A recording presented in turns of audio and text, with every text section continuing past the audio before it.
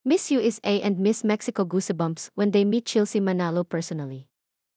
Naging usap-usapan ang unang pagkikita ng mga kandidata maliban pa nga sa kanilang unang pagkikita ni Ann Jack Rajutatip at Chelsea Manalo. Naging very genuine nga ang meeting ng lahat ng mga kandidata, lalong-lalo na nang magkita sina Chelsea Manalo at ang candidates ng Miss Universe Thailand at Miss Universe USA. At nagbatian pa nga at sila ay nagkwentuhan sa kanilang pagkikita na talagang makikita talaga ang kanilang pagiging friendly sa lahat. Hindi din nakaligtas sa mga mata ng tao ang pagkikita ni Chelsea Manalo at ang Miss Universe Thailand na si Opal Sochata Chuangsri na akala nga ng mga tao ay hindi magpapansinan, ngunit taliwas nga ang nangyari nang magkita nga ang dalawa at magbatian. Saad pa nga ni Chelsea ay very friendly naman daw ang approach nito sa kanya at talagang ngitian silang dalawa.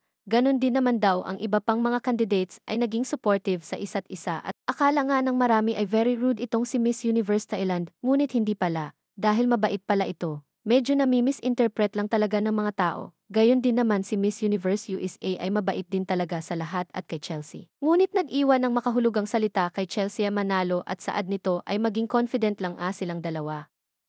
Samantala sa pagkakataong ito ay nagiging intense na nga at mas kinakabahan na nga ang mga tao sa nalalapit na nga na pageantry at preliminary competition at talagang todo ang pag-cheer ng mga fans kay Chelsea Manalo at hangad nga na siya ay manalo. May tiwala naman ang ibang mga fans na kakayanin ni Chelsea ito. Basta't makahawak lang din ito ng mikropono ay talagang ibang klase ang magiging atake din nito sa mga judges dahil nga sa likas na matalino si Chelsea. Kahit napagbasihan pa ang kanyang naging sagot sa Miss Universe Philippines na talagang ikinapanalo nga niya.